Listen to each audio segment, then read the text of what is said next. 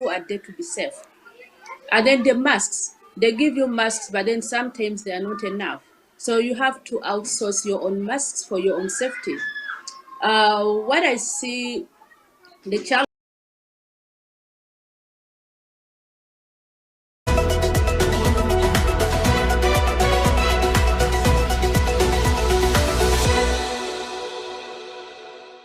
When you start a project, definitely, if it's a good idea, it has gone through the development process, then you start what we call in fundraising as an institution or even an individual has a creative project. There is what they call fundraising, and that is if it's a public good, it's a common activity. If it's a business, that's a different thing. So when you're doing a business, creative business project, you're not asking for funding, you're asking for investment. People just get turned off by just being asked. You know, you just come and say, why do you give me money? I'm like, who are you? You know? Why should I give you? Why should I? What is it? How do I get them to know that I exist? You're not asking yet, but you're just trying to check to test the waters and see how whether it's possible. I've met Faisal, I know Eddie, we've had a conversation, I trust what he's going to do. Yeah. So that trust is built within that asking. Honestly, the money is there. There's a lot of money, and those who know how to find it, they always find it. But then you find others saying, oh, that one is taking our money.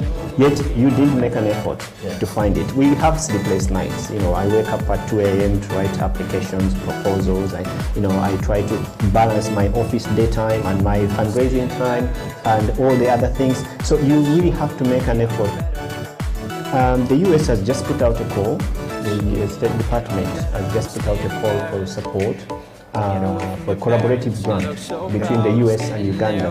It's for institutions, it's for individuals, for practitioners that are interested in exchanging ideas and knowledge between US and Uganda specifically. And it's quite between $5,000 to $50,000. So it's available. I talked about earlier about the SCP fund, which was introduced already here in Uganda before COVID, I think. And finally, we got British Council and Herbert managing this fund for East Africa. So the call is almost out. I think they'll put it out in May or June.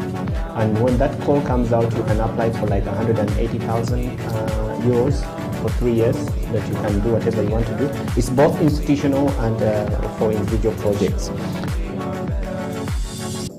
Please share it far and wide. We are live on YouTube, on Facebook, and on Twitter. And this information will always remain there. You can watch the show anytime. You can share it far and wide. And Faisal will be back here next week. We'll be talking about investment into the creative industry and how we can go about it and who needs what, where, when, how. We'll be talking about it next week. Until next week, a.k.a. Faisal Chiwewa, the founder and the CEO of Volleyball Foundation, is signing out on the Creative Talk.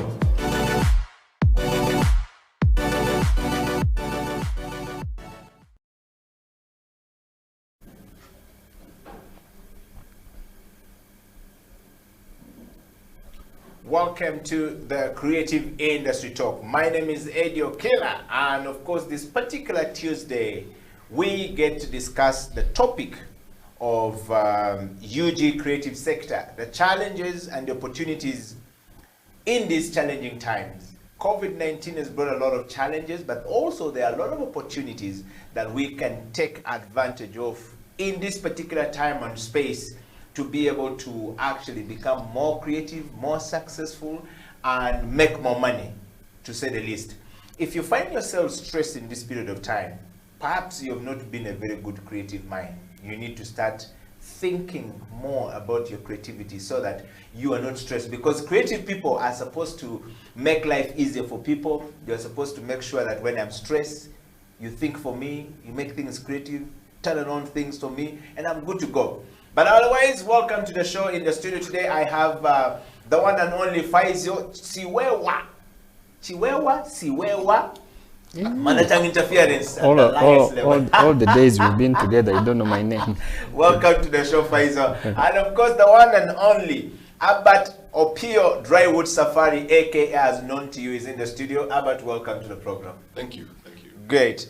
Gentlemen, welcome to the program. And I want to dive to France and welcome Stella Tal in France. How are you this morning from Kampala? Bonjour, ça va bien? I'm very well, thank you, and good to be with you this morning. Hope everyone is keeping safe. Yes.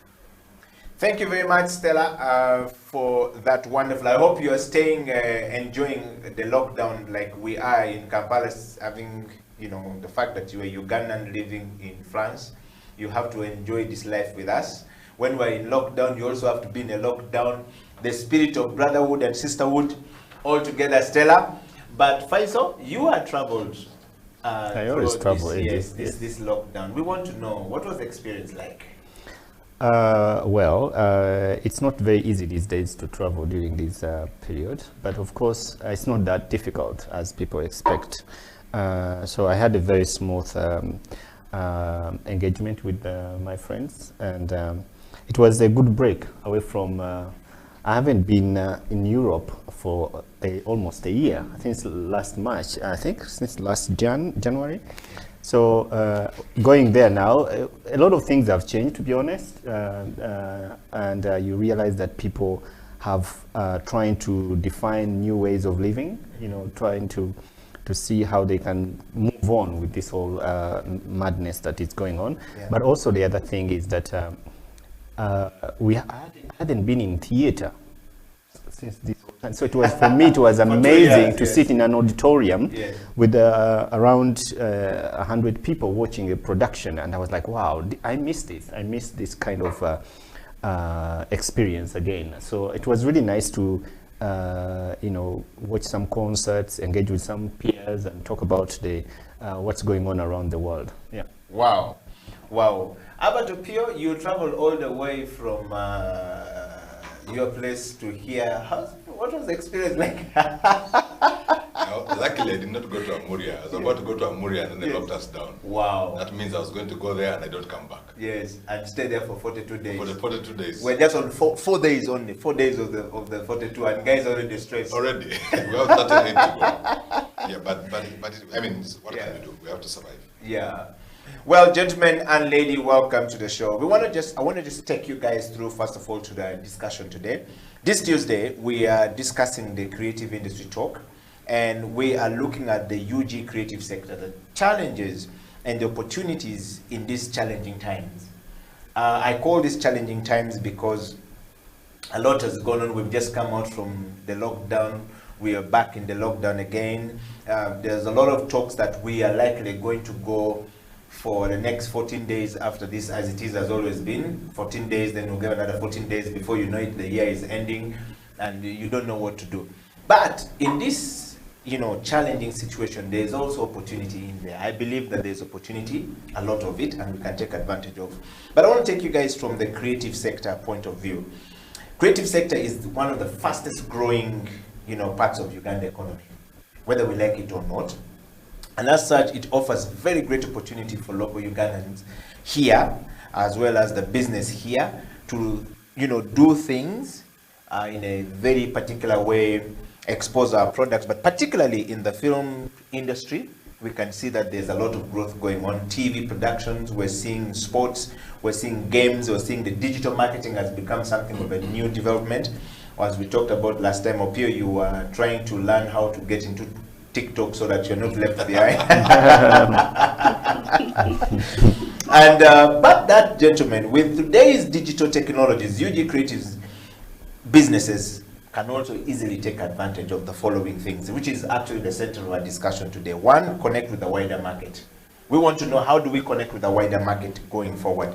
Two, find new distribution channels. We talked about this before. In this time that we're in lockdown, how can we find new distribution channels? Channels.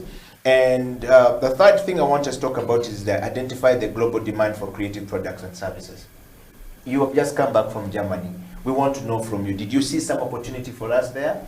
Or opportunities for us there? Can we take advantage of, can Opio's quick TikTok begin to get to Germany very quickly using your contacts? That's what we're looking for. The network and collaborations with the creative business sectors are really key at the moment. And I want to start with you, Herbert Opio. Challenges for the creative businesses are quite a number of them.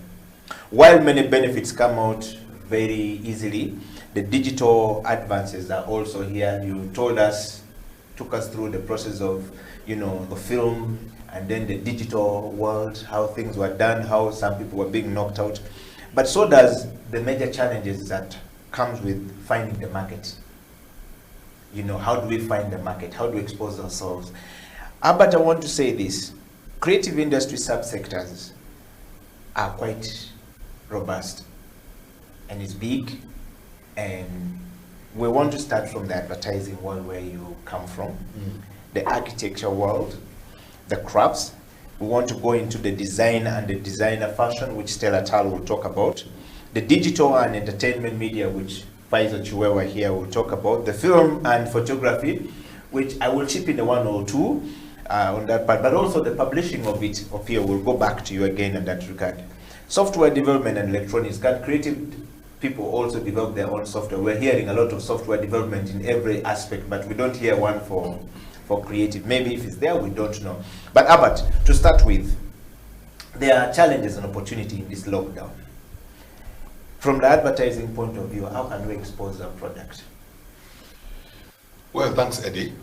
But then the advertising industry is unique in a way, because you must have a contract with a client for you to do any work. So without a contract, it's difficult. The key thing is getting that contract that then allows you, is it 3 months, is it 6 months, is it 12 months? The advertising industry is going through a change where so many things are changing. Media consumption patterns are changing. So the people who read newspapers are a different segment. They're not growing, maybe they're shrinking. The number of people who go to websites, this number, the guys who go to YouTube. Websites these days have video embedded in their channel. Almost every website these days has video, which means that people are moving from reading into interactive audio and video spaces. So it's changing so quickly that even advertising in the advertising industry is wondering how to go about it. It is broken down into traditional advertising agencies, which generate the creative ideas. Then it's broken down to those who actually buy the media. It's beginning to be segregated. Those who do production are different. Those who do production for digital spaces are different. So it is breaking up into many small silos. So what big agencies are doing is that they are buying all these small ones and keeping them the way they are, such that they're different, so that they can get business from all the different clients. Gone is the time where one advertising agency can be able to help a client in all facets of the things that are changing. So that's what's happening right now. So you find now digital agencies on their own, all they do is digital. Others just do media buying. Others just do experiential marketing. So things are really changing. So which is good, but it is stressing the traditional model of advertising, because most advertising agencies, first of all, they got a retainer that helps them to pay their overheads, because the retainer is based on the number of staff who are going to be working on that particular job. But then the agency made money from commissions of media, commissions of TV, commissions of outdoor, of print, and things like that. So when clients are removing the media buying or production components from the traditional agency, there and then you're going to struggle to survive, because now there's not enough money. As a business, it is not enough for you to survive. So those bigger agencies are breaking down into smaller ones, and all they're trying to do is reduce the overhead costs. And that's what's disrupting the industry, really. Wow. But the biggest challenge as well, if you move it away from advertising to add music or production or the movie industry, advertising, creativity is almost like farming. people only buy what has already been produced. That means everybody must first put in, you must first finish your song. Yes.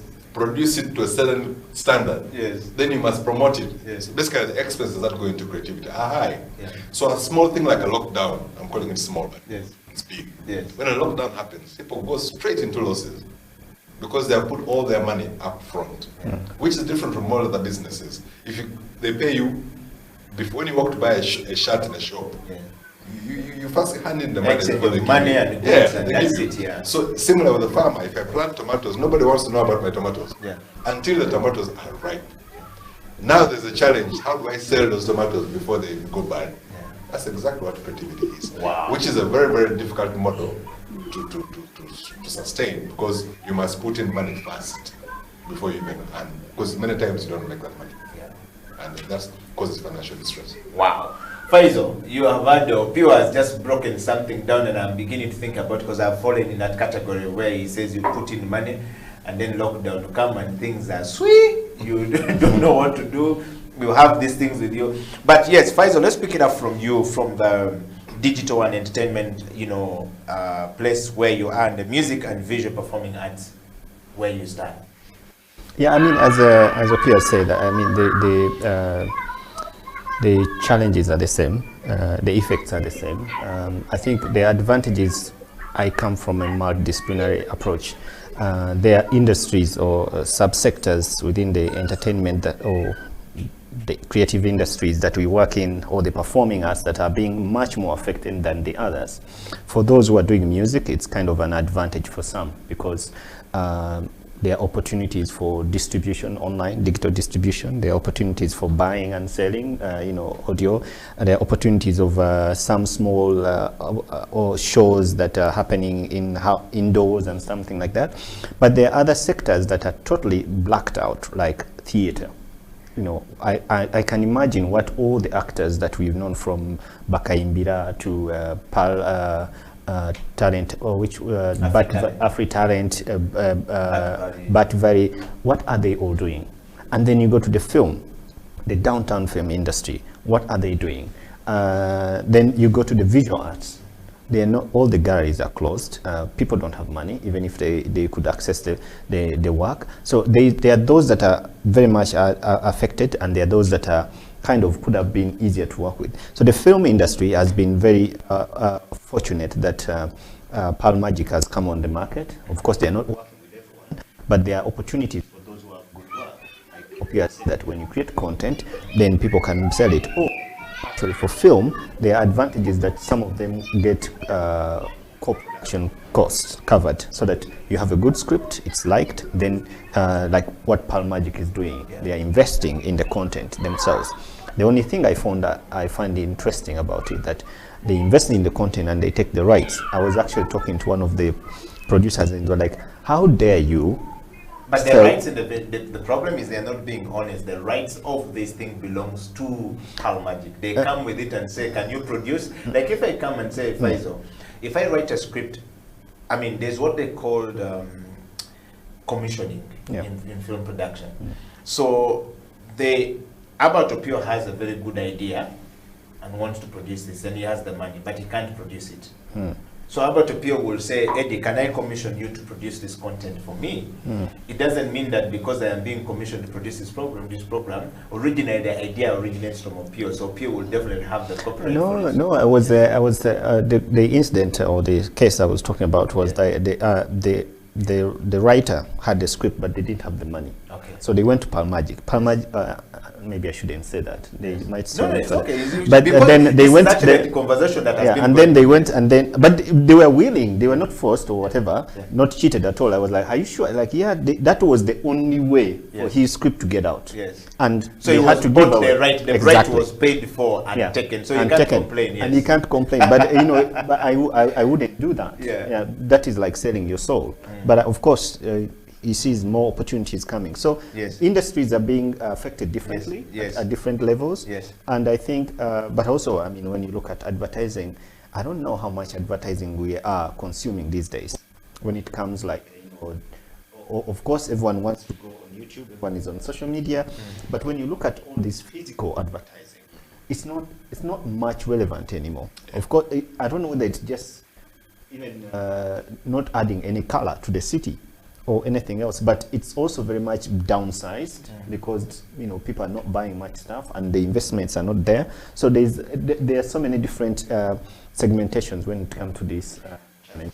Okay, I want us to go to Faisal. Faisal and Opio. I want us to go to Stella Attal in France. I went to Stella Attal. Let's talk about fashion and design, where you are comfortable. Are we taking the opportunities amidst these challenges that we have, these challenging times of COVID-19 pandemic all across the world and in Uganda? How are you people in that space taking advantage of that? And if at all you are navigating the challenges and the opportunities, which of course Opio and Faisal said they are, how are you taking advantage of it? Stella Attal. I think now I'm going to talk as a Ugandan designer on behalf of the Ugandan designers. There are lots of opportunities actually for the fashion designers because of the lockdown and because people have to stay at home. There is a lot that you can do. You have to just divert your interest from your comfort zone and now deal with the prevailing demand of the public.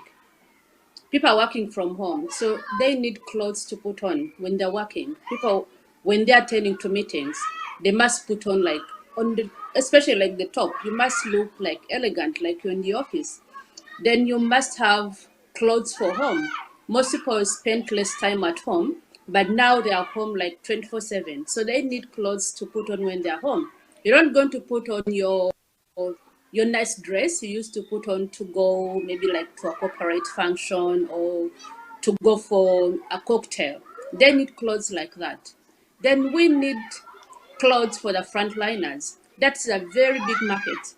When you look even in Europe, all the doctors, people who are working on the front line, they are given maybe like 1 or 2 uniforms because there is a lot of demand and few people are doing that.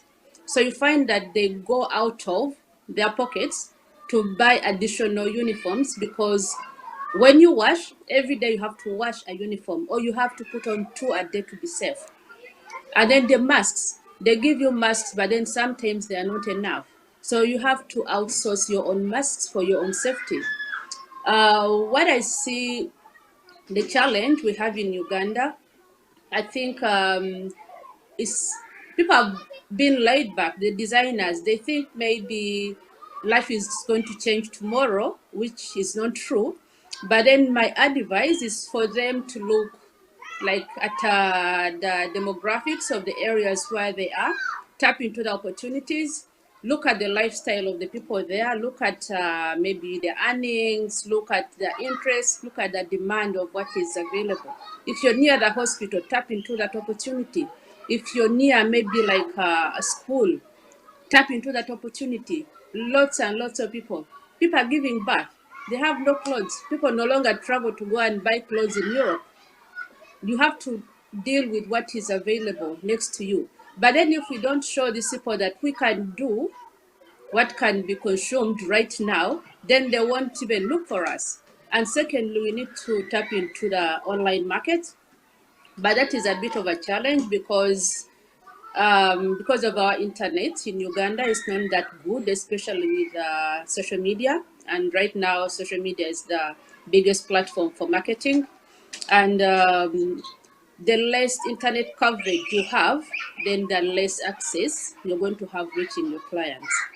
And then also, when you get that access, you have to think about how are you going to deliver your product. If a client wants something from you, how are you going to get it from your point to the client's point, and not to discourage or disappoint the client. If you say I'll deliver on Tuesday, it has to be there. Are you going to use a border? Are you going to use DHL? Are you going to use post office? You have to look into that. And then when that is done, then you have to look into the payment plan. How are they going to pay you? Can you access your account online? Are they going to give you mobile money? So all these, you have to sit down and find a way of how you're going to make ends meet, you and the client. And it's possible, it's doable, but we just need to get out of our comfort zone of doing runway clothes and now get down to the reality that even now I can do bed sheets because the hospital needs bed sheets. So by the time I wait to get to the runway, it might be maybe even 2016. So let's use the opportunities that are available right now. And I'm sure there are lots and lots of opportunities for the fashion designers. Thank you very much, Stella. Thank you for that. I think Stella brings some very interesting points, gentlemen. Yeah. And Herbert Opio.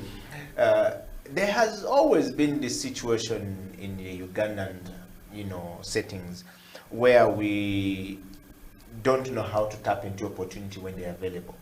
Yet our counterparts in Kenya, when they come here, you find them creative art director, creative directors. They take some serious stuff from us, and we don't know how to take the opportunity. What do you think is our biggest challenge in taking the opportunities in challenging times like this one? I think we have to be open-minded, because I think if you're a creative person, you probably have skills, but you're probably concentrating on the skill that was being paid for. But if you talk to every creative person, they've got other skills that are untapped, hidden. What lockdown is providing us an opportunity. The opportunity lockdown is giving us is to, because the one that was paying you is kind of locked down now. So can you give the others a chance? Unlock the other ones. Unlock the other ones, yes. Because now it allows, because before you were too busy. No. Maybe from morning to evening, busy. You have no time, you're busy, but you're being paid. But now that you're not being paid, what happens to the others? Do you look there and see whether they are still alive? Are they relevant? like Stella says about fashion, things are changing. Yeah. If people are spending a lot of time at home, they're probably not going to buy long-sleeved checkered shirts for office, because where am I going to wear them? Yeah. They're probably going to wear t-shirts and shorts. Oh, but Stella, this is lockdown. Oh. Lockdown, so not too bad. So I'm listening to what you're saying. Yeah, but the opportunities are there for many creative people to actually think outside the box and create new things out of what you can. For example, I think I could be able to do some fun t-shirt designs. I design them for free for my friends, for this. I just say, hey, there you are, take that one. I couldn't sleep last night. I came up with this idea. Run with it, and I do it for free. So why am I doing it for free? Why aren't I thinking of doing it For 20K, 50K, I could sell 5 shirts a day Yes. and make 100K. So basically, it's about being open-minded, really, and accepting that this new normal might actually become the normal. No, actually, I really enjoyed Stella's submission, because one of the things that I really realized that we don't see these things, and maybe it's also the exposure that we don't have that much exposure. When I was attending a production in Düsseldorf last weekend, I was very amazed to see how much people are doing things. And people are like, one of the production that I watched was a premiere of a play called The Life of Michael K. from South Africa. And they were premiering it because South Africa is under a strict lockdown. So they were premiering it at Scape in Cape Town. And we were in Düsseldorf. But because it's strict lockdown, they were the only ones in the theater, the actors. And they were doing the whole 2.5-hour production for us in Germany.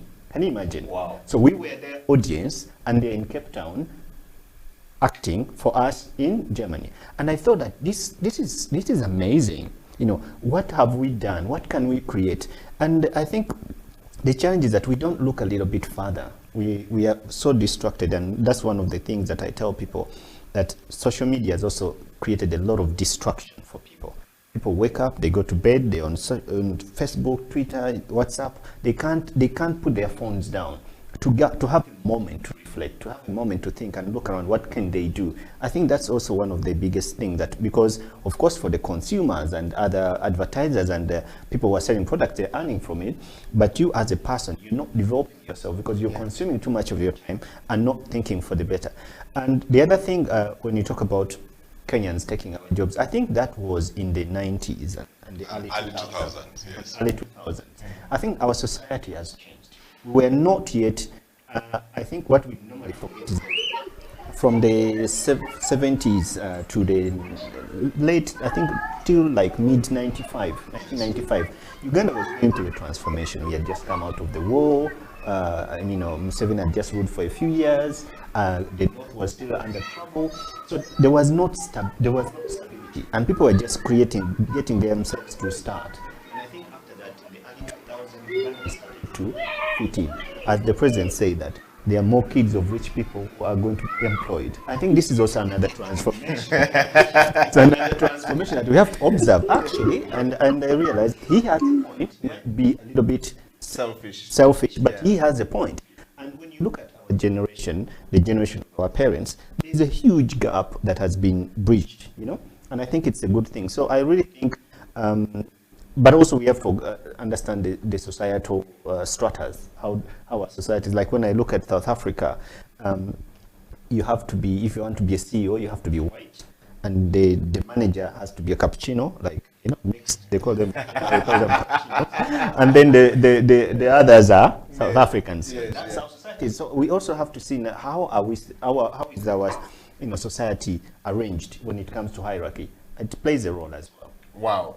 Well, gentlemen and lady, we're going to take a break, and when we come back, I want you to apply your mind to finding new distribution channel, while Opio will tell us about, the digital entertainment process and publishing of these digital things we're talking about, because he comes from advertising world, and he's now doing a lot of digital communication. We're not printing them out, right? They're being distributed digitally.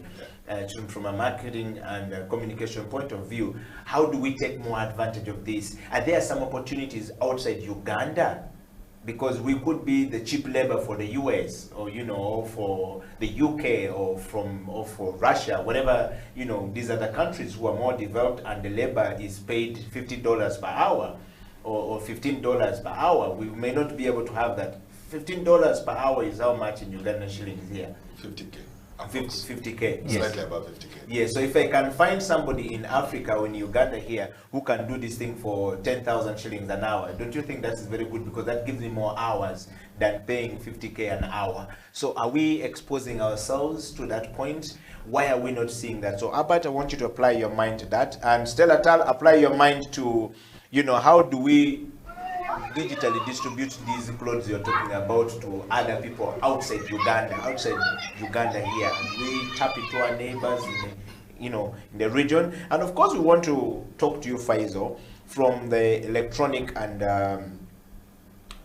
software for distribution of music and electronic. We're talking about this in this era. How can we take advantage of it going forward? Stay right there. The Creative Industry Talk will be right back after the break.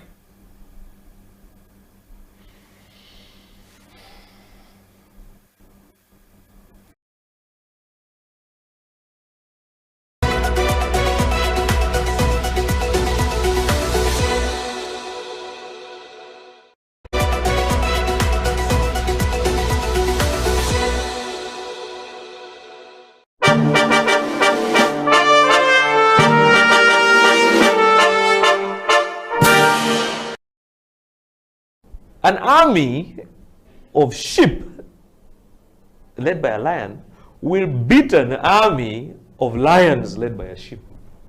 That's a fake. Yeah. So let's be very honest about this thing, and really understand that you need to understand where you lie and where you fall. So it's very important for us to understand that leadership has to be definitive. You can't be laissez-faire. It has to be definitive.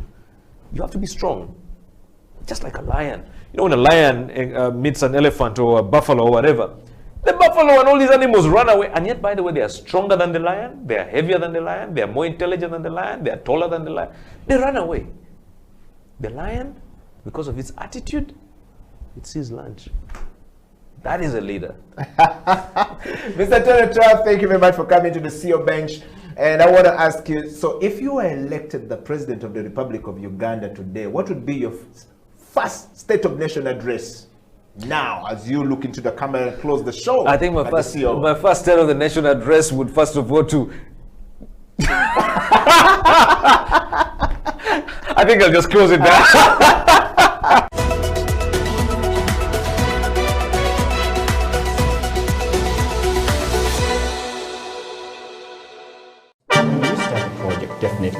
it's a good idea.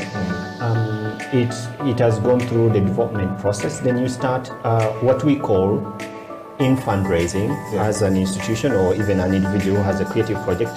There is what they call fundraising, and that is if it's a public good, it's a common activity.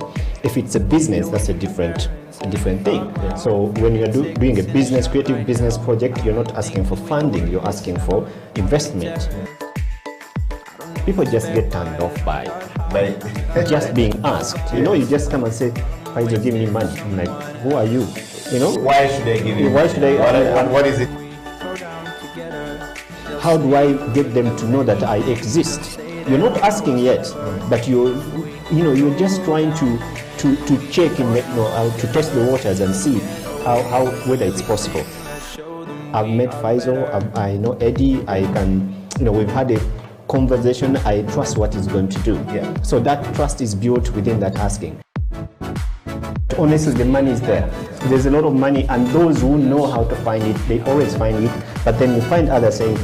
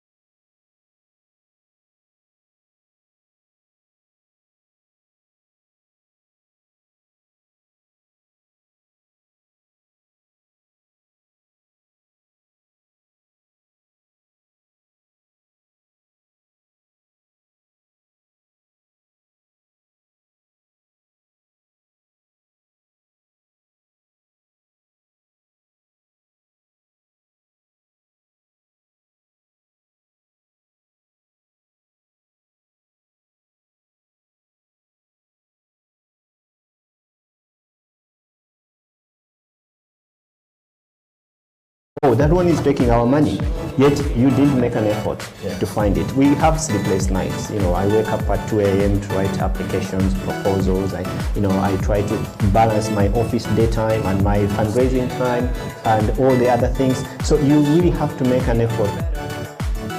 The US has just put out a call. The State Department has just put out a call for support. For a collaborative grant between the US and Uganda. It's for institutions, it's for individuals, for practitioners that are interested in exchanging ideas and knowledge between US and Uganda specifically. And it's quite between $5,000 to $50,000. So it's available. I talked about earlier about the SCP fund, which was it was introduced already here in Uganda last before COVID, I think. And finally, we got British Council and Herbert managing this fund for East Africa. So if you are, the call is almost out. I think they'll put it out in May or June. And when that call comes out, you can apply for like 180,000 euros for 3 years, that you can do whatever you want to do. It's both institutional and for individual projects. Please share it far and wide. We are live on YouTube, on Facebook, and on Twitter. And this information will always remain there. You can watch the show anytime. You can share it far and wide. And Pfizer will be back here next week. We'll be talking about investment into the creative industry and how we can go about it, and who needs what, where, when, how. We'll be talking about it next week. Until next week, a.k.a. Pfizer Chiwewa, the founder and the CEO of Volleyball Foundation, we're signing out on the Creative Talk.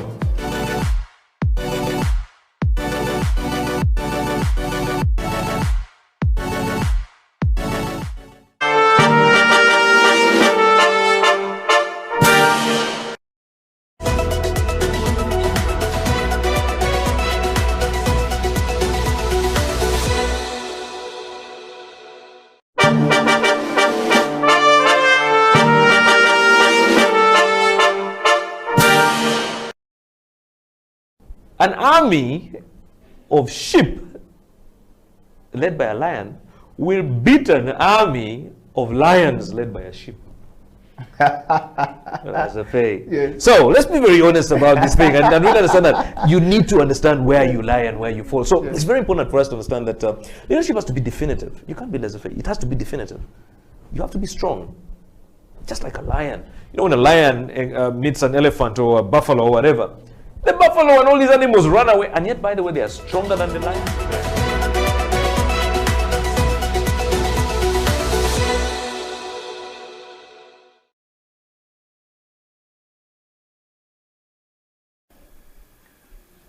It is the Creative Industry Talk. Welcome back from that break, and we are discussing the UG creative sector, the challenges and the opportunities in these challenging times of COVID-19. Uganda, for example, is in a lockdown, 42 days. We've so far done 4 days. In these 4 days, what have you done? Have you earned money in these 4 days of lockdown? Are you trying something new? Are you finding new opportunities? Yes, there are challenges, but there are also opportunities that we can take advantage of and actually be better and be able to do something greater for ourselves.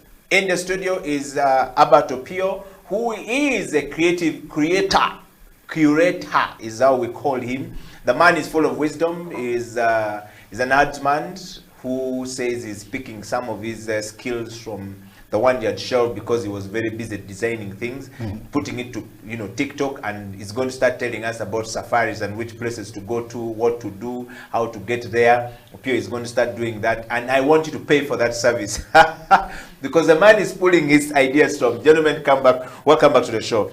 And Faisal here is already using his skills, I think, in developing new softwares for distributing music.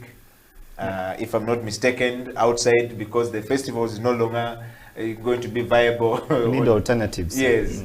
And Stella Tala said they're designing Suka and Busuti for staying home, these shorts and stuff like that, and being distributed online, which is a good thing. Okay, gentlemen and ladies, before we went for a break, we were discussing the connections and the wider market, and how we can get there, and the advertising. I wanted to start from you, Herbert. We are now designing things and putting it digitally out. And there are people who pay $50, for example, in the UK, the US, in America, in Europe, and in the other parts of the world, which are developed countries. $50 per hour for a designer to sit down and design something for them, or for a message to go out. This is a message about their product and their brand. In Uganda here, that could be about 50,000 per hour. If I am living in the US or in Europe or whatever, and I find that I can pay Opio Herbert in Uganda to 10,000 per hour to sit down and design my stuff and go, it becomes much cheaper for me to go with. Are Ugandans taking advantage of this, Herbert? Or how can we help these people take advantage? I mean, Daniel Ogong was here on the show, and he talks about the biggest problem of Uganda and Ugandan creatives is that we're not exposed. He says until we start, traveling across we will not understand how to take the advantage. You, of course, a man who has been traveling around, you have traversed this country. I think you can write a book about this country. You've fished in the Lake Victoria, you've gone around the region, and you are back, you've worked in Tanzania. Are we taking advantage of this about Opio?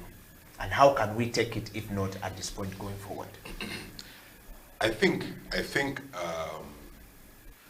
most creative spaces are like politics. You will not be appointed a minister if you do not have a constituency. Yeah. You must have a constituency. And you want it.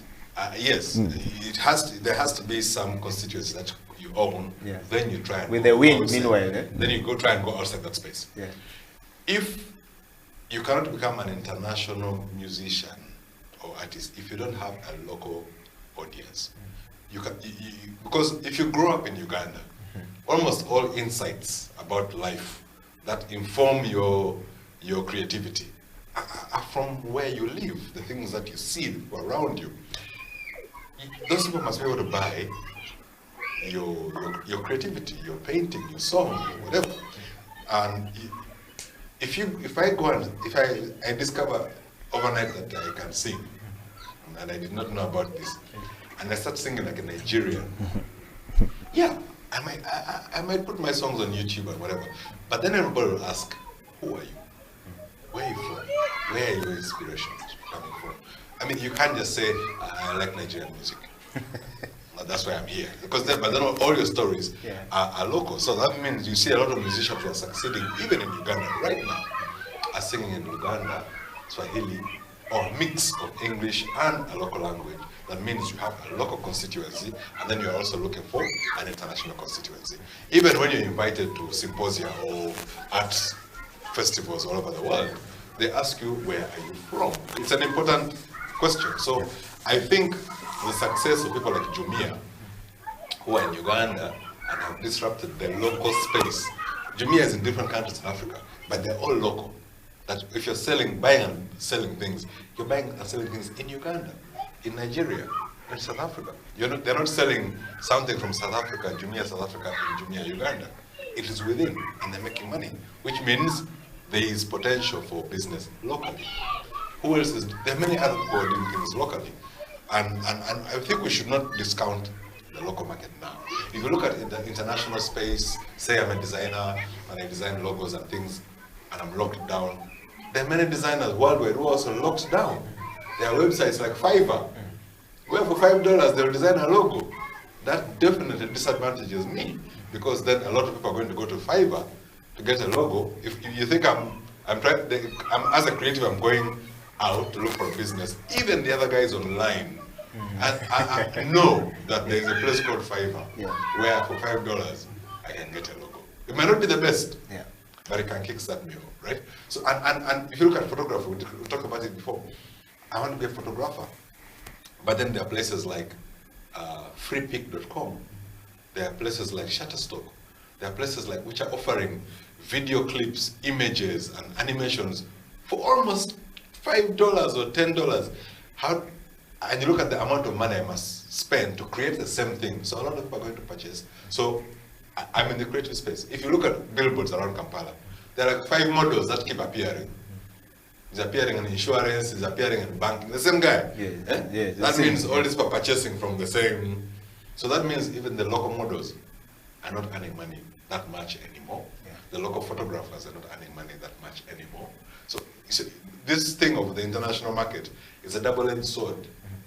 It is good, but it's bad. Now photographers are not making money because anyone can take a photo of an African setting anywhere across Africa for cheap. Because of software, a lot of people know how to use Photoshop, Illustrator, Adobe Premiere, and all these things. A lot of people who didn't really study this thing can actually shoot home videos and edit and upload. And that has become new content, which is on social media sites. So where you thought, I'm on a TV channel, I'm qualified, I've got this degree, and people are going to watch me, people are going to TikTok to watch home videos which are even poorly done.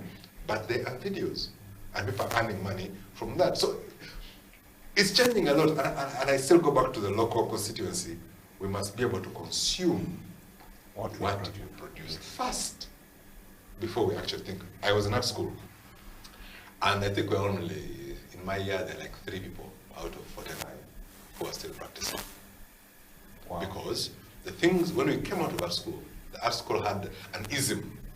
They said every school of art must have an ism. It must have a way it approaches a topic or a subject. Yeah.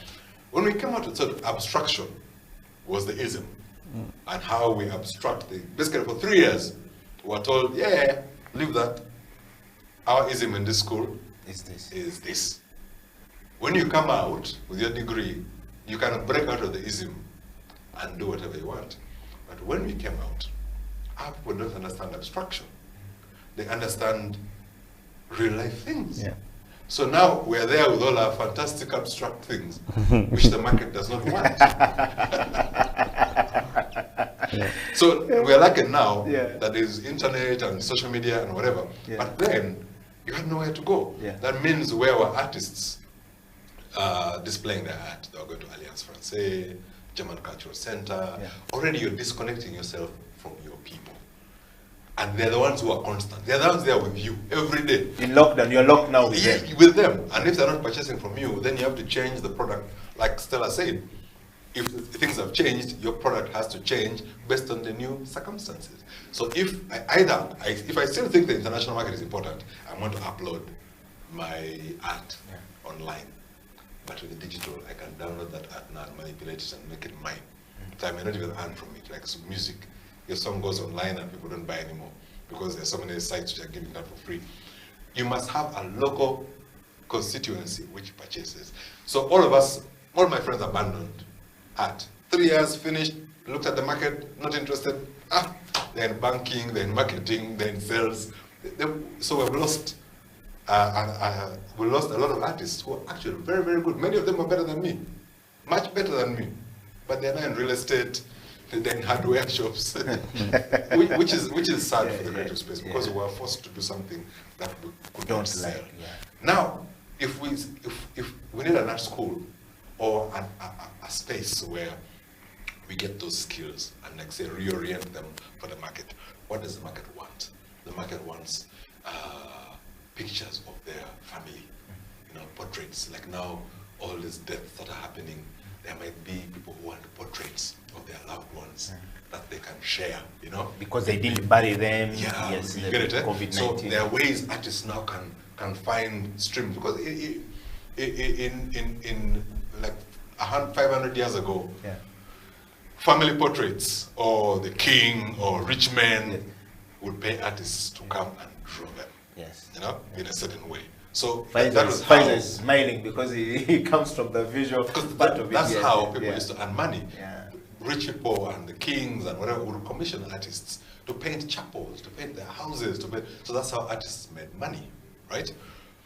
Now, I see that's a local audience. So an artist in French was commissioned by a French king or a French rich man. An artist in Spain was commissioned by a Spanish person. He was not waiting for an American. Here, we need Ugandans commissioning Ugandan artists, whether it's film, whether it's music, whether in whatever way. Wow. We need to find a way of localizing our artistic expression, and then we purchase. Musicians have done that very well and are earning money because they're singing, what's it called? Lockdown, and someone has made a song out of lockdown and is making a name for himself. Yes. People abroad don't understand what lockdown is. Yes. Look at Nigerian music. Half the things in a Nigerian song we don't understand. Yeah. We don't even know what they're saying, but we're dancing, So, but then they first have a strong Nigerian market of 100 million people, which they're focusing on, and then the quality of the production is so high that people outside Nigeria can also consume it. But their primary market is local. Wow. So I think all our digital spaces need to be used first to focus on your creating a local constituency. Yeah. Then you can go outside and shine. Wow. I think the biggest take out of this today has been find a market. If Okila has a family, go and sell yourself to Okila. Don't try to go and sell yourself to somebody who is better than Okila, and when the lockdown comes, he's not here and you can't continue to send your work to him, and you are stuck with Okila here. Imagine you're an MC at functions. Yeah. You think a Kenyan is going to hire a Ugandan MC? And it's a Ugandan, whether it's for corporate, whether it's for Kwanjula or weddings, it's going to be a guy who understands the local nuances, the local things that is going to be hired for that function. Wow. If I don't speak Unyankole, there's no way I want to be the MC of a Unyankole function. I'm going to find somebody who understands the culture and nuances of Ankole. Unless you cross something so big in that space that they will say, okay, we need this guy to come and work with this guy here, because I've seen it happen. Yes, and look at Trevor Noah. Yeah. If Trevor Noah was not successful in South Africa, nobody would have known that there's a guy called Trevor Noah, ever. Right. Luckily for him, his upbringing, white, black, and what's it called? Cappuccino. Cappuccino. Allowed him to understand what happens in black, what happens in cappuccino, White, what happens in white. Yes. So now, when he goes to the US, he's got a world view Of things. Opio Herbert from Amuria cannot be able to crack the kind of jokes that Trevor Noah can crack, because I'm not that exposed. I don't know, but I can be a good comedian in Teso. But I can't throw you in Buganda here, you are lost. I'm lost because I don't speak the language. Yeah. So I go back to the local constituency first, then the world will recognize you. Wow. Faisal, you've heard Opio's submission right there. We wanted to hear your thoughts on one, finding the new distribution and identifying the global demand for creative products and services. But more specifically in software and electronic publishing. You are in that space right now. Are we taking advantage of it? Are there opportunities? Can the local take? I think there are so many attempts now that we are all trying to figure out how to deal with this situation. What is amazing is to see how much or how many platforms are coming out during this. People are trying to think, how can they survive? How can they put their work out there? One of the advantages of people who were online before this pandemic came in, that they were already established and people knew them. You know, like Jumia, like, you know, there's also these artists who used to do live shows already. So it was easier for them to roll in or invest a little bit more to make it better than those who are just starting. You know, for us who are just starting to realize that, okay, we need to be online. We're so used to the physical presence of our work. And now that was disrupted. So what we're doing now, like for example, case of Uganda, we've really decided to make sure that we try to set up some platforms for artists to benefit their work online. We are launching a new product called Umva Creatives, and this is an online platform which is an integration of cryptocurrency as well as selling art online. Like Stella was saying, one of the interesting aspect of this is like the logistical aspect of it. You know, how do you get one product from one point to another? Of course, we want to look at the local market. One of the things that we are really, really trying to figure out is how do we get Ugandans to start buying local art, the abstract art. And then you also realize that we are not aware, as Opio said, people are not aware, they don't understand abstract art. It's like contemporary dance. Ugandans don't understand contemporary dance. You know, for us, we know our traditional dances. That's it, anyone can dance. Then you find someone doing contemporary dance, like what are they doing? What's the message? So it's really, really hard to sell. So what we are trying to do is to open up the market for them, for both local and international. And our strategy is that with this visual art platform, we want to take it out to the people. We go to all these offices. I go to the Ministry of Gender. There's no painting of any Ugandan artist. You go to the Ministry of Foreign Affairs. There's no painting of any Ugandan artist. You go to all these offices in Kampala that need work to look better, to look good. Maybe now that we are going to be remote working, even at home, I mean, some people are starting to buy some works of art because they're really realizing that you can't have those Chinese, you know, plastic things anymore. So the opportunities are there. We are launching a platform. And also on the musical distribution, one of the things that we've realized, many artists, more especially musicians, have lost so much of their royalties. Because they don't know whether their work can be online, or they don't know which platforms to work with. And there are those that have also taken the platforms that have taken advantage of the local musicians. Like they upload artists' work, the artist doesn't know how to claim their money, they don't have a bank account, they don't know how to, to claim their royalties. So you find that those platforms have the works of artists, they're earning from them, and they're not giving back the money to the artists. So we're also trying to fix that, and we are trying to work with the UPRS as well as our Orchard distribution to fix that problem. And of course, there are also so many other distribution platforms that exist. Yeah. Faisal, before I go to Stella Tal, I want to know from you, and in fact, I'm going to go back to Herbert Opio as well. Something that you've mentioned that tickled something in my mind, bring the question to mind. One, you were saying that Ugandans don't understand the abstract art, and we don't understand the contemporary dance and these things. But maybe we are not doing quite enough to expose Ugandans to these things. Because any product developed and people don't know it, or people are not exposed to it, they're going to, of course, reject it because they have no knowledge of this product. The product is not in their faces. Nobody is struggling to put the product there. Maybe the first place we need to start with is how do we get this work to Ugandans? Herbert Opio, how much have you been doing to put the abstract art, before Ugandans, the local Ugandans, the killers on the street? The killers who have the money, but don't know these things. But the thing is that you can't, every art form has its way of presentation. For me, when I look at, the creative arts, there are three things I follow. The art, the form of art, the artist, and the space. So you can't expect a Senson or a Paul Ndema or a Muzili to find it on the streets of Kampala that they're selling it because they want to expose it to people. I think it's the understanding, where does visual art come from in this country? It's not local. It was brought in, and they have educated these people to learn how to do it in an abstract way. I think we need to go back also to educate the people who are educating the artists to first maybe understand that, maybe do an analysis of do Ugandans understand abstract art? If they don't understand, why are we teaching kids to do abstract art when Ugandans don't understand? There's no market. Yeah, there's no market. Yeah, and I cannot blame a Paul Ndema, who actually only paints for specific collectors. Some are Ugandan, specific collectors. I cannot blame him for saying to those people outside, because he has studied. He needs to do some work. And if he's good at what he's doing and the locals are not buying, why doesn't he look for the outside market? And he doesn't mind selling to a foreigner, because that's where they can do what? That's where the money is, Yeah, so we really have also to understand that whereas we are looking for the market outside, whereas we are looking for the market internally, we also need to be assessing ourselves, what do we consume? What can we consume? It's not always the responsibility of the artist to take their work out. It's also the people themselves to make an effort to understand what is theirs. How can we consume ours?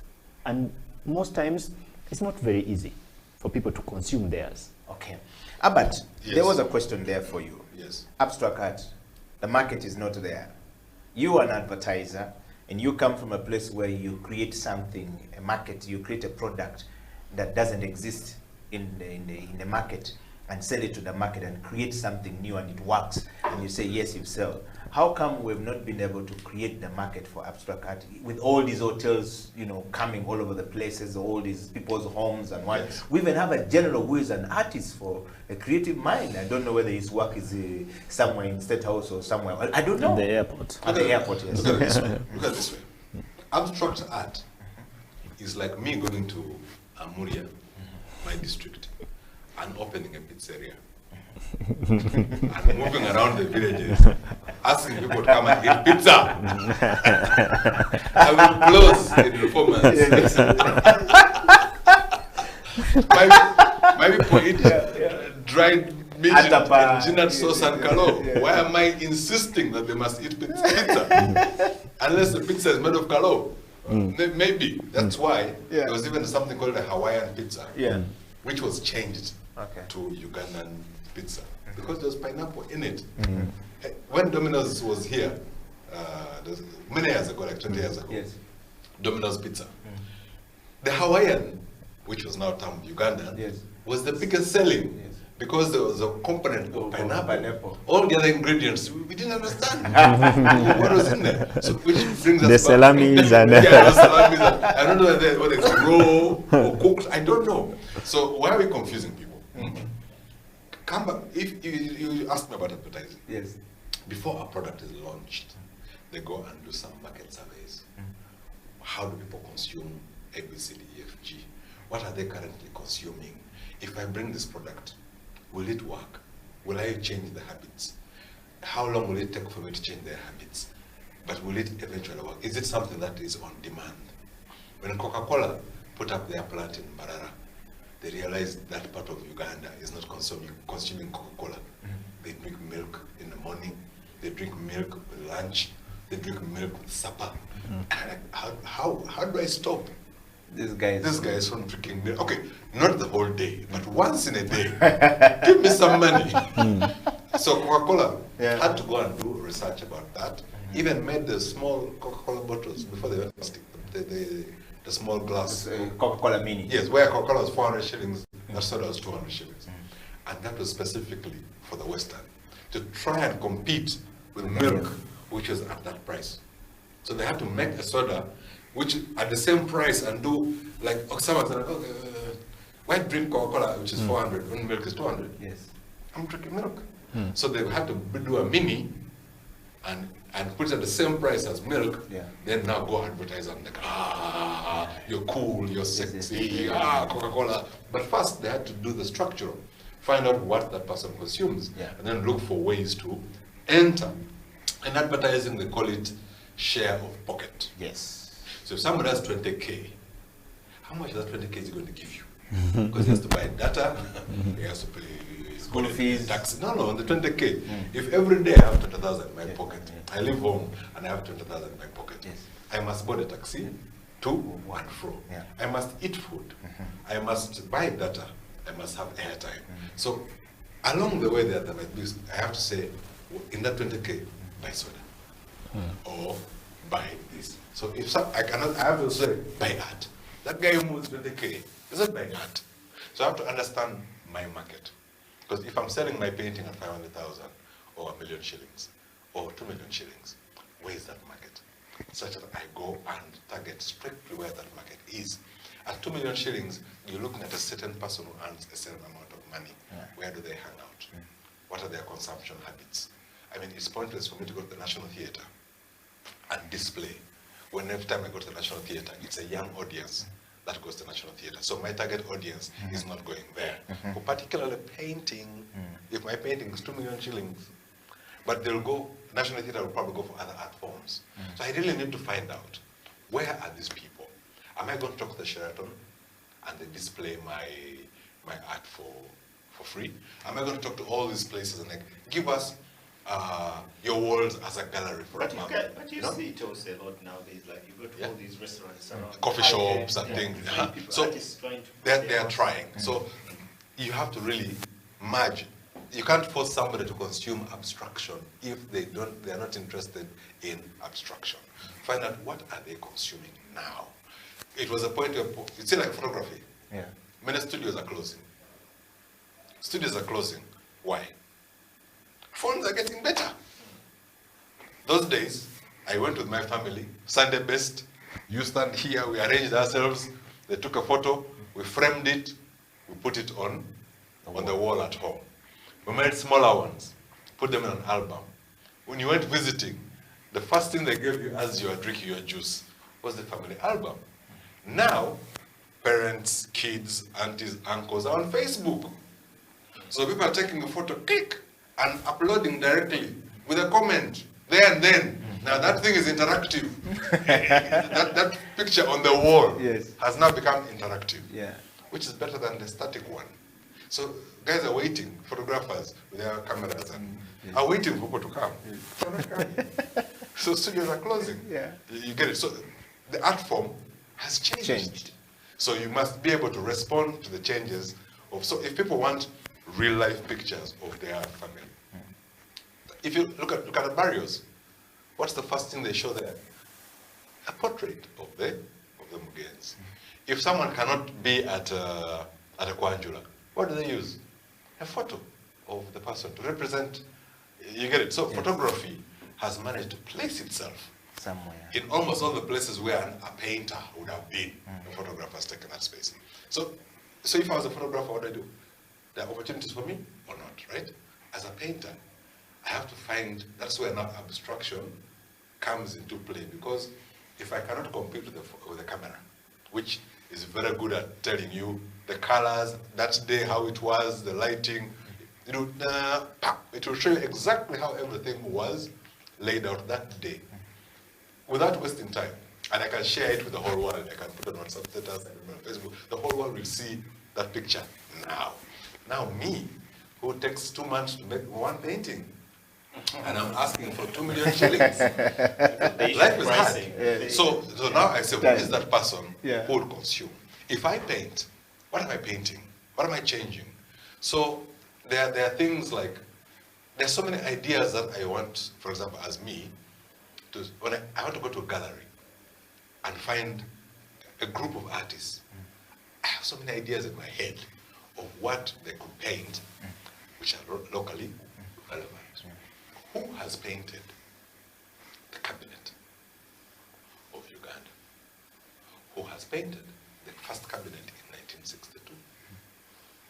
Who is the artist they commissioned to create this art piece? Who are the women in parliament? For example, imagine I went and got Nabanja, and I don't have to, I can find their photos online, and then I put them together, and then I paint something about that. You might paint You might paint them and people don't buy them. But it is a beginning. It's a beginning. It's a start of something. You're trying to see whether how they respond. How they respond. Just being political. So basically, what you're doing is you're talking local topics, local, because there are ministers in Uganda, there are members of parliament. So I am assuming there's going to be a politician who might say, I like this. Give me one, and give me a big one. Someone will be like, you can even do prints. Yes. All All these feminist NGOs will be like, wow, women, give me. So you might actually end up selling prints, and then somebody buys the original. Okay. I think there are opportunities. If I wanted to paint, for example, you've seen at the Namgongo. Yeah, shrine. They've tried to recreate what happened that time, right? Yes. But that recreation is from a religious point of view.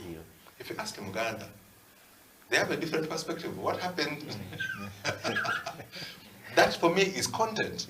Why aren't I trying to paint what I think from all the reading? I'm merging what I read from the church, from what I'm reading from Uganda Kingdom, and all other historians. I read. Then I'm like, I think this would happen. Then I paint one. You know, some Mutaka or some rich Muganda man is like, that is what I was saying. Give me that painting. How much? I can even sell 5 million. And he tells me, but I have to pay, asking for it. I'm paying you. How much do I pay you? And you don't paint it again. I be the only one who has it. You can even, your money can go to 15 million or 20 million. So what I'm saying is that it is possible if we dig deeper into what our communities like. We're very, very cultural. We're very, very religious. There are those things which, family. So why are we painting those things? And nobody wants an abstract child. Don't shift the child's mouth here. I want my child as it was. So I think abstraction doesn't work in our context. Yes. Thank you very much, Herbert Opio. We're going to take a break. Stella Tal, we're coming back to you. This has been a very interesting. These two gentlemen have really rich content that we need to take over. Stella, their creative industry is going to be back after this break, and Stella Tal will dive in to give us that perspective all the way from a visual artist as well as fashion designer, and we want to be able to look into the publishing of that work and where does it go, how do we get it out, and then we will close the show with the collaborations and networking. Where can we find it? We want to hear from you. Send us your kisses and disses, your comments if any, and we'll definitely be able to read it on the show and respond to you. We'll be right back after the break. This is the Creative Industry Talk.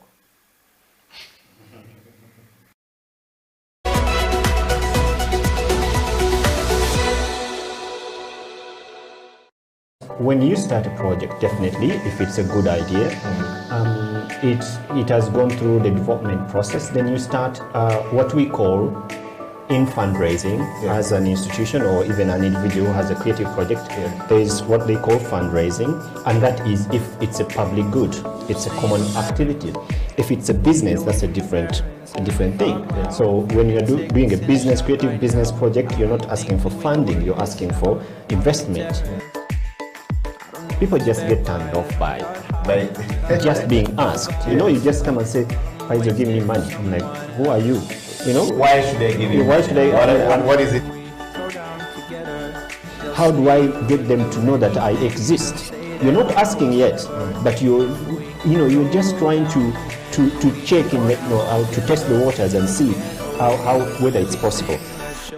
I've met Faisal, I know Eddie, I can, we've had a conversation, I trust what he's going to do. Yeah. So that trust is built within that asking.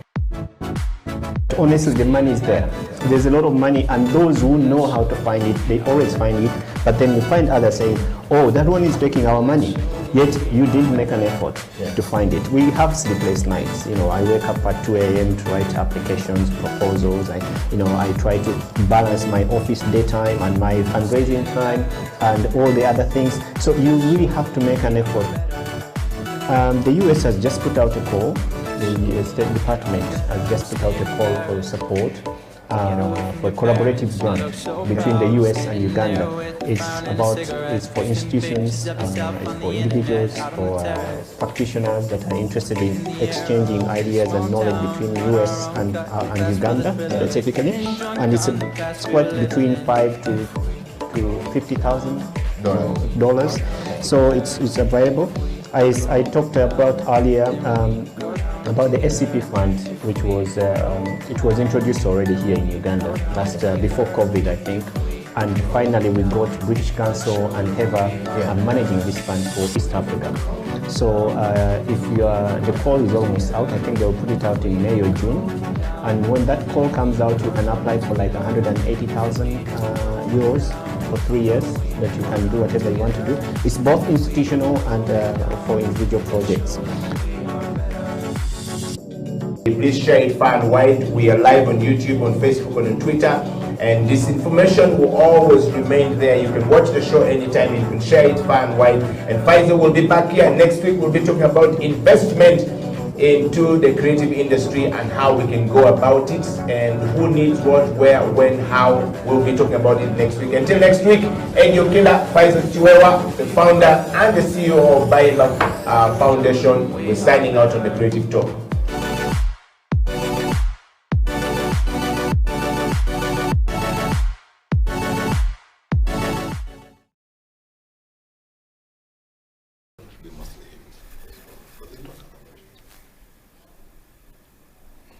Welcome back to the program. My name is a.k.a. Faisal Chiwewa, Opio, Stella Tal in France. We want to run straight to Stella. Stella Tal, you've had the submission from Opio and of course from Faisal Chiwewa. These gentlemen have rich information that if we take advantage of them and we really take the learning from them, we can really do great stuff. Stella, over to you. We want to hear from you, Stella. Publishing of your work, as well as the network and identifying demands and creative products, services in the visual art space, as well as designing clothes that fit the time. Are we taking advantage of it? Are there some other ways that we can use to, how do we publish this work? I think like everyone has said, like Opio said, you cannot be like a minister outside your place. You cannot be an MP. You cannot be staying in and then you want to be an MP in Tibet. It doesn't work like that. You have to first be an MP in your local place, work hard, satisfy the demands of the people, make people appreciate you and what you can offer. Then from there, look for collaborations from other places. Go to Masaka, talk to the mayor of Masaka and say, okay, if we came together and then do this between your parts, your place and my place, maybe both are going to benefit and there are going to be opportunities for all the comes to the creative industry. We can't long for the outside market when we failed to satisfy, we failed to cater for the local demand. Let's start with the local demand. I don't know about that. For me, I see a lot of opportunities. Yes, you say there is a lot of money, they pay you an hour, but then remember that money it has to be taxed. By the time you finish, at the end of the month, at the end of the contract, 30% of your money is into taxes. If you're looking at supplying your products to the outside market, if you're a fashion designer, are you looking at wholesaling? Are you looking at a retail sale? If you're looking for wholesaling, it comes with a package of terms and conditions. There's logistics. How are you going to get those products? Taxes you're going to pay, payment conditions. Because if you're doing wholesale to the Western world, which means you're going to supply like department stores. Department stores do not pay you upfront. And remember, you have all the shipping costs to cater for. Back home, you have the production costs. All that needs when you're well established and exactly your product has market. Because there is no point of view in a big project and at the end of the day you get nothing.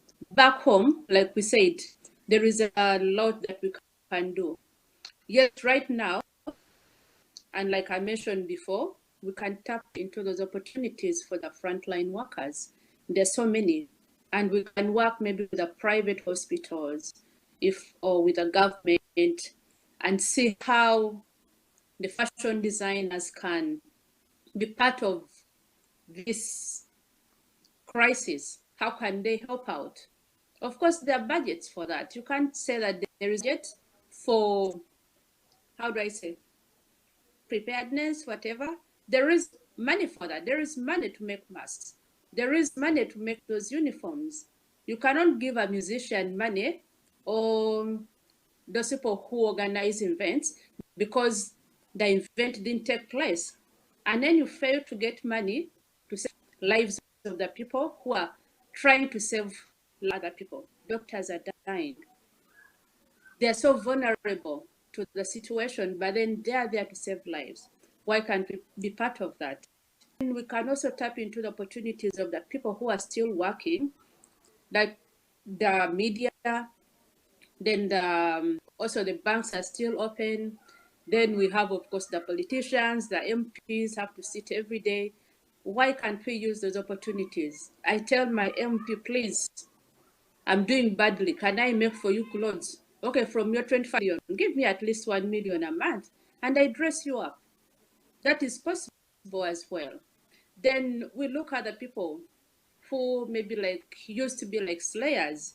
Every day they are buying clothes. They have heaps and heaps of clothes. Can't you work with those people and revamp those clothes to make them user-friendly right now? I can turn an evening dress into a very nice top someone can put on like for a meeting online, or something that you can wear at home, or you can donate, because there are so many people who have nothing completely. So there is a lot we can do. Let's not look at the outside market right now, because like I said, even the internet is going, and let's work with what we have right now. And once you get to know about us, once we are successful back home, you're not going to look for market. The market is going to look for you. Just be good at what you're doing. Produce your best. Represent yourself, your brand, best way. And the market is going to look for you. Every time you look for the market, you're putting your brand at a lower level. But every time people look for you, which means your product is, and everyone is longing for it, and you can price for your brand. Thank you so much, Stella. You've heard from Stella saying that she can turn these people who have been slayers, who have many clothes, ex-slayers. Oh, because COVID-19 has hit them, they've become I don't know. Yes, that you can turn that to clothes that we can wear for something. I found that very interesting as a concept for somebody who has too many clothes, if they would think outside the box and say, you know what, I can put these clothes out and get a, you know, a tailor, a designer to try and you know, think through these things and put it out. Yes. And that could be a TikTok show. Yes. TikTok. What is TikTok? TikTok. Oh, sign up, okay. I'm not on social media, so I don't know. So TikTok is it's a social media platform that allows you to send messages or record a video. It's a video thing. Ah, So okay. for example, you can say, my name is Faisal, I'm an artist, a designer, I'm going to draw for you this cup, and you see the way this cup look like. I'm going to draw a cup based out of banana fiber. Oh, I'm going to dance. I'm Every going to- morning But I also dance. what I find fascinating with Stella's Yes. input here is, like, you know, some of these essential workers Yes. that we ignore. Yeah. I think the mentality is that somehow we tend to think like, those things are given to government people. Yes. You know, if you're not connected, you can't get. But they are not only looking at hospitals. You know, you're not only dressing people in Mulago or Kitalia or is it what is? In prison, yes, you're right. No, but I think it's important that we can also look at home. We look at you know, our villages. There are clinics and small you know, facilitations that we can serve in, and I really like that idea. So Wow. people should tap into that. Yeah. Wow. Okay, gentlemen and lady, our time is fast spent. We need to touch this part of the show as we close. One, network and collaboration with the creative businesses and sectors. They have been a challenge, of course. We're talking about the creative people are very pivotal in our society today and our day-to-day existence.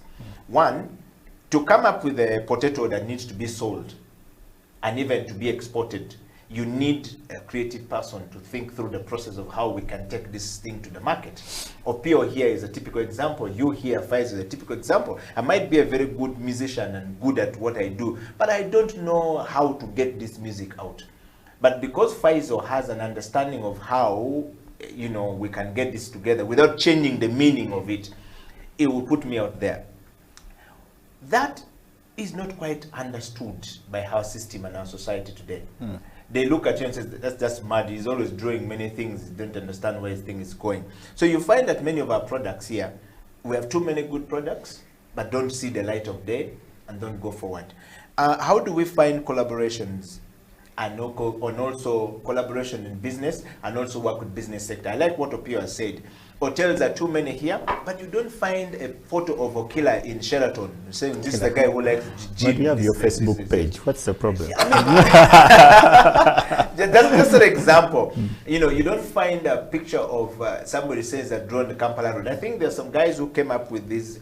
You remember, you know, these ladies who started this shop at around Acacia Mall in Kampala. It says the streets of Kampala, drawing Matoke on the t-shirt and putting the potholes. Banana boat, the yeah. banana boat, yes. The things will have. I found that very interesting. It's actually called, it started with Naida. Yeah. Naida and the sister. What I was mean, that? I found that very what's interesting. definition? Definition. Yeah. Definition came up with something that was very interesting, which Opio was saying that, my friend, was easy for Opio as a creative director, a creative person, to actually put his work out and his thoughts out. How do we find collaboration, gentlemen, as we wind up the show quickly? And how do we get these businesses to start to say, you know what, I need a picture like this in my office? I think for me, we've talked about these collaboration issues. That there are so many things that, despite having the content and the concept and the work done, but the process of also collaborating with people, you really have to be invested in that, you know, building, cultivating that relationship, and coming up with a plan to make sure that you implement the collaboration. And for us, from the performing arts, it takes time. It takes time to identify people you like or that have the same mind, and coming up with the work that you want to do. And then once you've started the process, there's also the stewardship of it. How do you keep this relationship going? How do you keep these partnerships going? So most of the time, it's really about, you know, minds alike, and also looking out for opportunities in the music, in the advertising, in fashion. I think, you know, Stella has been collaborating all her life, you know, with so many different people. I'm sure Opio in design, you collaborate with Scanad, can collaborate with so and so to figure out something. So the opportunity, like in every other aspect or subsector, you have to look out for people that you want to work with, and that's, I think it's the best way to. Okay. How about Opio? The good thing is in advertising is that you must collaborate, because I'll do the design, but then if I need a picture, someone has to take a picture, someone has to be a model for that person to take the picture, someone is doing the lighting, someone is doing the makeup, someone is doing the, I mean, you cannot work without collaboration. I don't print, so probably someone on NASA has to print it. No graphic somebody system. has to, no graphic systems, Yeah. or somebody has to deliver whatever has been printed to whatever it needs to be consumed. Basically, there's a spectrum of what there's a little thing I do. For example, if I design a logo, let's say I design a logo, I have set a chain reaction of collaboration that may not be with me, but because of a client. So my logo will go into stationery, someone has to print stationery, they make money. So the logo goes online, a visual, a digital online specialist is going to go online. Someone is going to go, so basically just by defining, doing a logo, I have created avenues for a lot of creative people to work. And that's where agencies do it best, because it's all controlled in one space, and then they call everybody else. The other collaborations are probably not seen, because I just hand over the logo and walk away. And then those things happen in the background. But just, you'll see your logo somewhere, like someone printed it, someone did this, someone did this. If it's on a bike, it's on someone's bike, so somebody sprayed the bike, so everybody kind of makes money. And a creative space is very good, everybody shares. But how do we get the Stanbic banks of this world, the Barclays banks of this world? Those are too big. Now to start. Those are too big, because they sign 1 year, 2 year, 3 year contracts. But to buy your work, or to collaborate with you in the process of making this work, you need to look at their CSR. Exactly. Their CSR objectives. When you look at the CSR objectives of all these companies, they'll mention exactly where they want to be. I want to be in health. I want to be in sports. I want to be in the creative arts. So if you find somebody, and arts are not there in their CSR, you can preach from morning to evening. But if it is not in their space, they're not going to put even 1,000 shillings in there. You go to the usual suspects, like say Coca-Cola, beer, Pepsi, because they need young people to consume their product, so they're open to opportunities where young people congregate, and then they can support that space. But also for them, they look at it from, how do I make the money back? If I give you 50 million shillings, or I sponsor this activity, which is 50 million shillings, how do I make money? So you'll find that if Coca-Cola sponsors, only Coca-Cola products will be sold at that event, because they have to make the money back.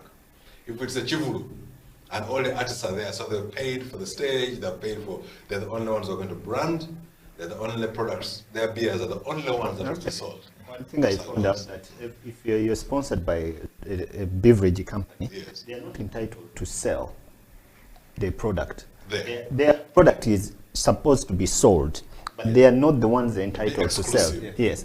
They are not. No, they can be exclusive because they are sponsoring, but they are not entitled to sell their product. Yes. So you have to sell their product. It has to be your money. And I found it very late, so I was like, no more. But I think it's about when you learn. Like now he learned, and now he's more empowered in his negotiations. Yes. But most young people, or most people new in the industry, just want to be. Just want the function to succeed. Just want the show to succeed. They're willing to give up all sorts of things. Like the film guy I told you at the beginning. Exactly. I'm telling you, and they make it so difficult for you. I had an event with, I'm not mentioning the brand, and I told them, I'm selling my drinks, because you in your CSR, you're not entitled to sell your drinks and take the money. I need that money also, even if you sponsored me. And they made it so difficult that I don't get those drinks. They're like, we need these. I'm like, come on, guys. But when you mentioned this Prime, Palmagic Prime, Palmagic, it may not be good now, yes, but I'm seeing all the positives of it, because all the TV stations are not showing local content, buying local content. They're not buying local content, investing, and they're making it difficult for. In fact, you take your idea there, and they look at it like this. Come back next week. No, come back next week. You find it. They're already doing your. Yes. So what I like about Palmagic and Palmagic Prime is probably going to change the space a little bit. Yeah. So all creative or everyone involved in film and video Yeah. is going to go to Pearl Magic. First, if I'm developing anything, Yeah. I'm going to think of the guy who is going to give me some money. Yes. It may not pay all my expenses, but it helps me live another day, Yeah. which most people are struggling for. Wow. Stella Tal, your final word, and we close the show today. Stella, what is your final word? Take away from you. For me, I would just encourage my fellow designers to take advantage of our moving billboards, like our musicians, because musicians, much as we're in the lockdown, they're doing their recording, they're doing the live shows, like virtual shows. They need to look good. They need clothes all the time.